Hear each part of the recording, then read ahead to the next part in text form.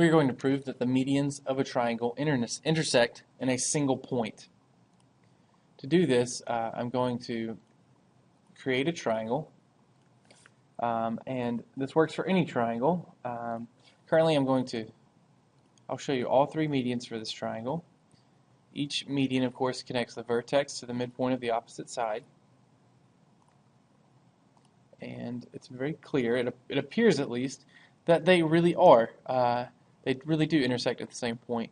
And to demonstrate this further, I'm going to move the triangle around. I'm going to change the size.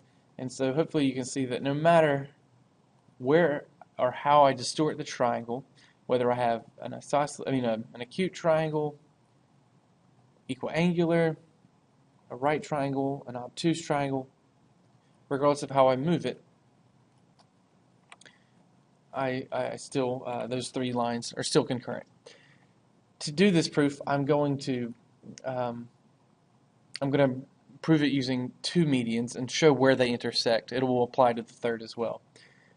So for the purposes of the proof, I'm going to need to label things. I need to know where these 2 points intersect, and I need to know everybody's name. So I'm going to ask the points to show me their names, and they do. Okay, I'm going to take some notes over here that are going to be important. The most important notes, the ones that I'm going to need at the very end of the proof, are going to go in this purple sticky note, and the ones that I use and quickly use will be up here on the left. Okay, so I'm going to start by connecting these two midpoints. Because they are midpoints, that makes segment DF the mid-segment of this triangle.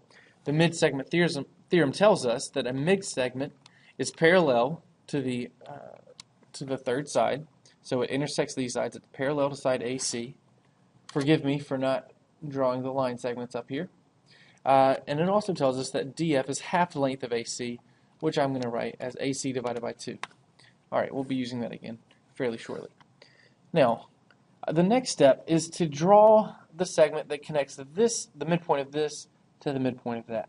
And to get GeoGebra to create those midpoints for me, I have to make a couple of I have to make our medians disappear for the time being.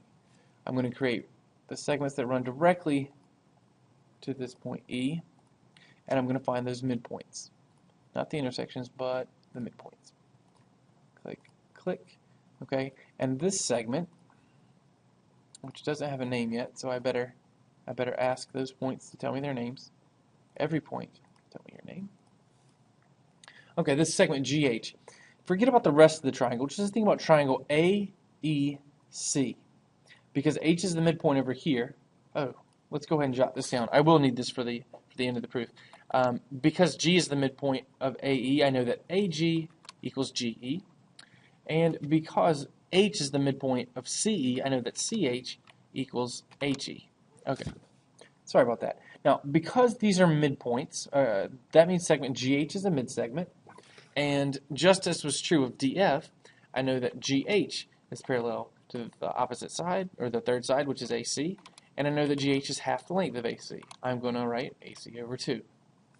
Okay, now if you just look at this, if DF is parallel to AC and GH is parallel to AC, I think it's pretty obvious that DF is parallel to GH. Moreover, since DF is equal to AC over 2 and GH is AC over 2, they're equal to each other. That is, DF is equal to GH. Okay, that's going to be important in just a second. Finally, we can invite our medians to return. Let's do that. Alright, and 2 more segments. No more new points. I'm going to connect D to G and F to H.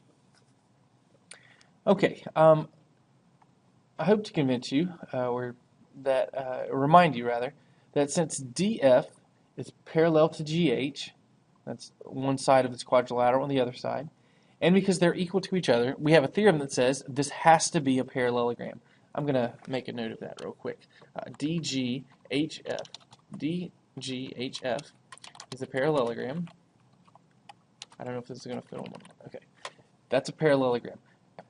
I remind you that we also know a theorem that states that the diagonals of a parallelogram bisect each other.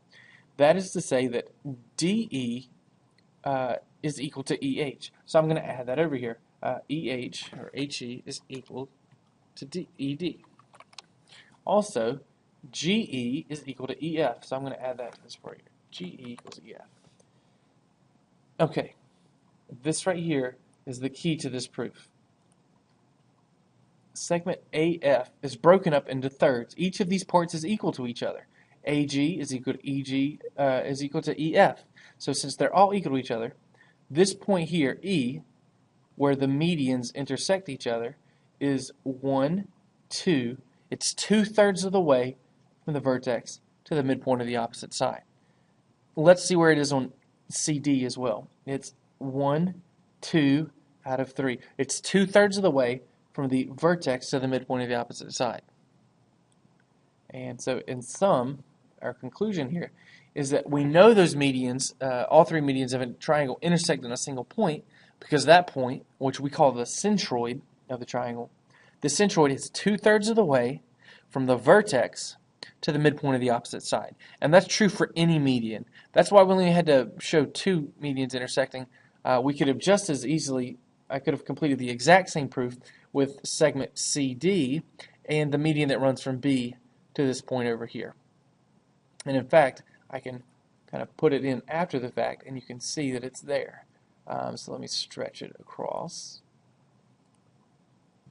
Okay, and I'm not so inclined to prove it right now, but this is 2/3 of the way from B to this point right here. That's our proof.